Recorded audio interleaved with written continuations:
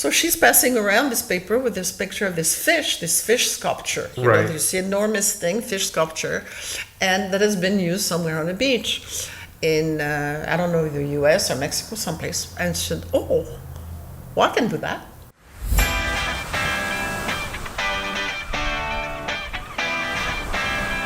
Hello, everybody. Good morning. It's Kanoa here with RosaritoLiving.com, and I'm sitting here this morning with Danielle Williams. Hello, Danielle. Hi, Kanoa. How are you doing? I'm doing well. Danielle, we've known each other for quite some years now. I think 10 years. 10 years? No, even longer. Maybe, huh? Even longer, yeah. You were a client of ours from way back when at the beginning. In 97 is when I became acquainted with you. Yeah, 2007. 2007. Right. We got here in 2005, so we were here for a couple of years, and then we met. And you were in full swing by the time I met you. Yes, absolutely. Yeah. So we've known each other for a while. For people that are just watching this, what brought you to Rosarito Beach? Well, I knew that I wanted to live on the ocean. You know, this was not negotiable, and I certainly could not afford this in California or anywhere on the West Coast for that matter. So I started looking at Rosarito, Ensenada, and it took me a long, long time. And I was fortunate enough to run into Travis. Travis, yes. A salesman of yours at the time. And Travis was, I guess, starting out also, and he was very, very patient, and he took me everywhere. And finally, he showed me the place where he was staying, which happened to be the tower in La Jolla. Right. Yeah. And after a couple more trips in other places, I said, you know, I really want to live where you live. And you've been here ever since. And I've been here ever since. You know, one of the and I am on the ocean. And you're on the ocean. One of the things I remember that's fascinating is you showed up in a boat. Did you? I had a boat. No, I didn't show up on a boat. Well, I'm not didn't show up in a boat. You were sailing at the time, right? I had a boat at the time, yeah, and I sold it several years later. But anyhow, so it was I had to be on the ocean, and I am on the ocean. And you're a world traveler almost, right? You've traveled all around the place. I really do, but I always come back to Rosarito. You know, this is where I hang my hat, very happily so. So you were happy that, you know, obviously you've been very, very happy to have made that move. People ask you, so what's the best thing about Tijuana, Rosarito? And I said, well, San Diego. It's so true. We get the best of both worlds. We really, truly do. Yeah, I like to tell people I get to cross over and use my health insurance and go do the shopping. You get to Trader Joe. You get all your, at my age, you know, I'm about to be 78. Oh my goodness, the medical is very important. It is. Very, very important. Yeah. And it's one consideration for being here rather than other places. People don't realize that when they think about where they're moving to. That's something they need to consider. Well, you really need to consider it. Yeah. The reasons I asked you to come in today was that you're working on a project right now, which I thought was just fascinating. And I think you're involved with the Local Rotary too, right? I am involved with the Local Rotary. I'm involved with the local Flying Samaritans, the local Redcross, the local you name it. And those are some of our most popular charities, and a lot of charities, and there is so many opportunities for involvement that you can't even, you know, do it all. So if people are coming down here and they're going looking, because we got people that move down here, and you can only start the water for so long. So we like to say, get involved. It's easy to get involved because there are many levels of involvement, and of course volunteers galore, and there are many reasons why people volunteer. It's seldom out of boredom, though, and these are very vibrant people that very active, very active, and do very valuable tasks. Yeah, I think each one of those we could probably end up having a long conversation about the Samaritans or the Red Cross, or the Rotary. These are all just amazing. And you can always start your own. Yes, absolutely. And there's people that are right now. And I have done that with the orphanage that I'm sponsoring. Okay, so tell us about the orphanage. So who is this? Who is this orphanage is, I've been involved with this orphanage almost 3 years or 2 years, I don't remember now. Okay. But a friend of mine, an acquaintance of mine, took me to this orphanage. He said, well, you got to see these people, you know, they had just gotten electricity. And are they here in Rosarito? Oh, they are. They're here in Rosarito, in the upper reaches of Plan Libertador, which is one of the many hills of Rosarito. It's got more hills than Rome. Anyway, so I went, and the director was there with a few, with a wheelbarrow and a heap of sand and mortar, and he just ran out of blocks. So I said, oh, well, why don't I go get you some more blocks? Sure. So I went to the local ferreteria, where they sell supplies, and they don't take credit cards, and all I had in my pocket was $40. So I said, well, how many blocks can I get with $40? Well, at the time, I think I could get 60. Prices have gone up. Yeah. So anyway, I got those blocks. He got the blocks, and then I began being interested in their mission. People are.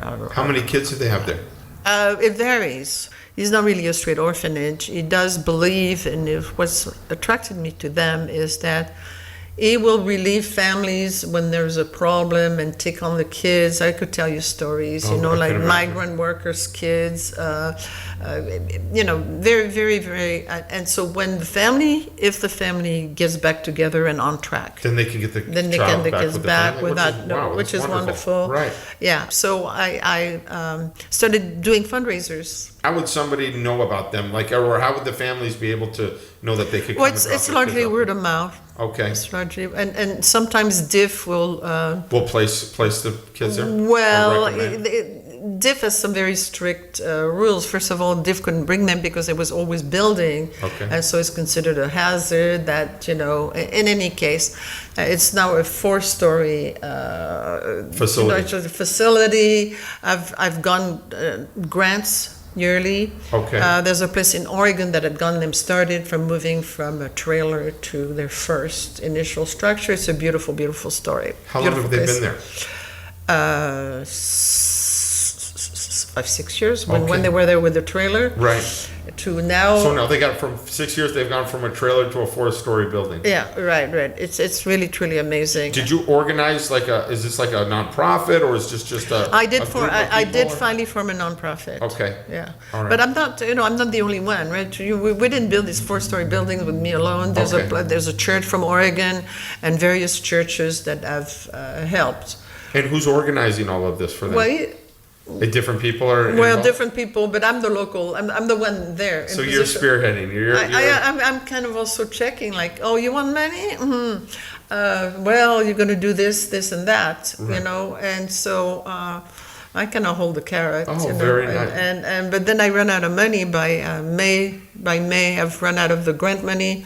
So I need fundraisers, and I'm having one on the 21st of May if you want to. Oh, absolutely, we can help doing the promotions for that. No, you can pay your $50 and come with me to the dog races. There you go.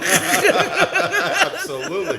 I don't think that would be a problem at all. So, but tell me about so where is the money going? What is happening? So when you're doing these fundraisers, I've raised money for them, and we build the orphanage and also help in the maintenance. So is this their only source of income, is through the fundraising, through donations? Completely through donations. Okay. Yeah.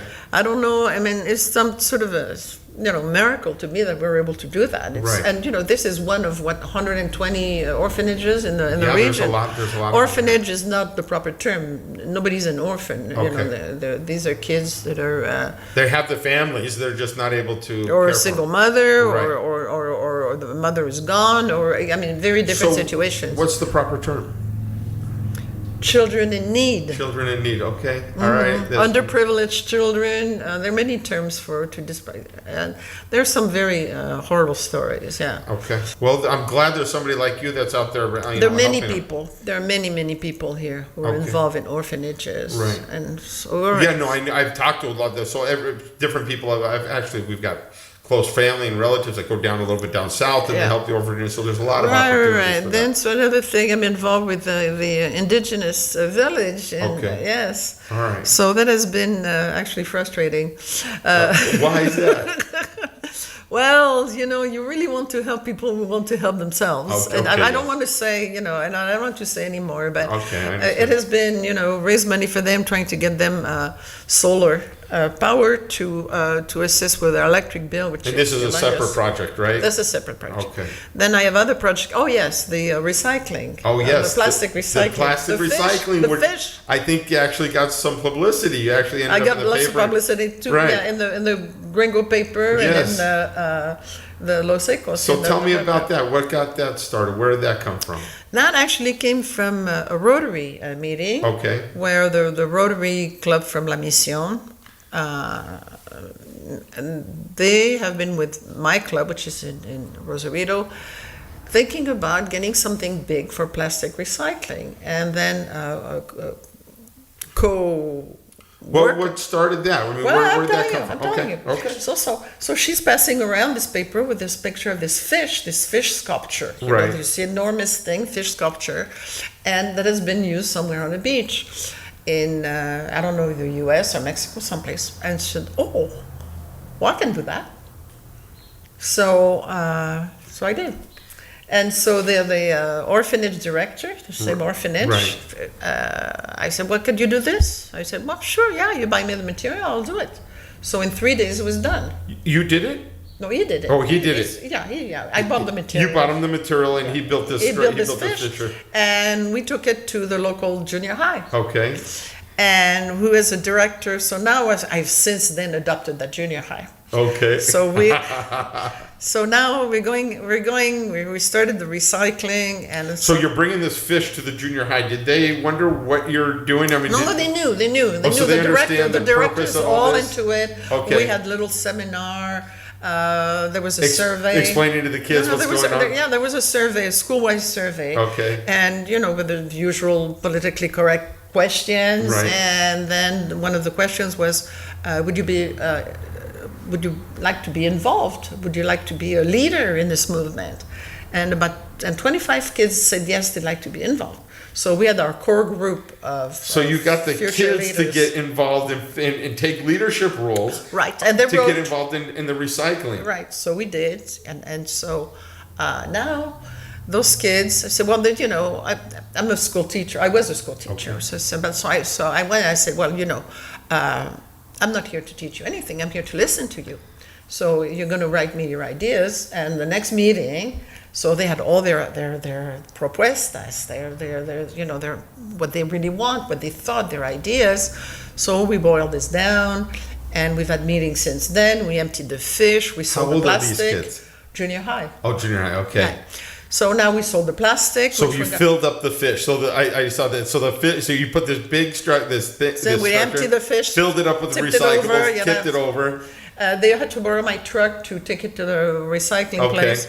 Well, do you sell it to the recycling pan? Right, we did. Yeah, okay, and the money comes back to the kids. Right, what is it? 10 peso a kilo or something minimal. But we made 300 pesos. Okay. And 3 trips with my truck. Oh wow! And so now it's being filled again. So the next step is one of their projects the kids wanted was making compost and embellishing. Yeah.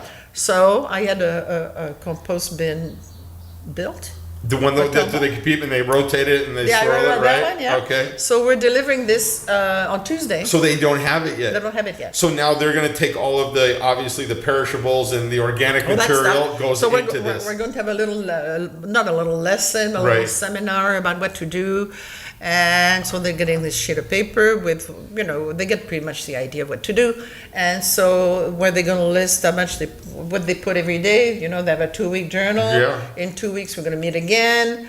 And we're going to move on to the next project. How wonderful. So let me just recap this. So for one, we're getting into their young minds about how important it is to recycle the plastic. Mm-hmm. And now we're showing them about building the compost and how to be able to take all the perishables and turn it into fertilizer. Right, and then they're going to grow radishes or flowers, something.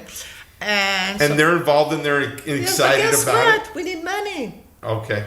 So it's about raising the money for what? No. I need money to keep on going with this project. To keep going with the project with the kids. Yeah, because that school that I now, quote unquote, decided to do you have like a adopt. number, or is it? Or are you trying to raise certain levels? No. I do.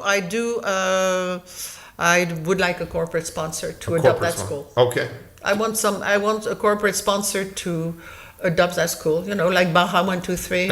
Yes, we get a lot of people that want, and I'm not saying. I think one of the things that we do best is we help with the promotions to getting the word out. And that's really where we commit to the community, is that our websites and all the promotions, everything's are all donated right now. Everything's for free. So my best thing that I think I can help you with is to help find those sponsorships. Well, yeah. And which is what I really want to be able to do. And so because we have a long list of the needs of that one particular school. Sure.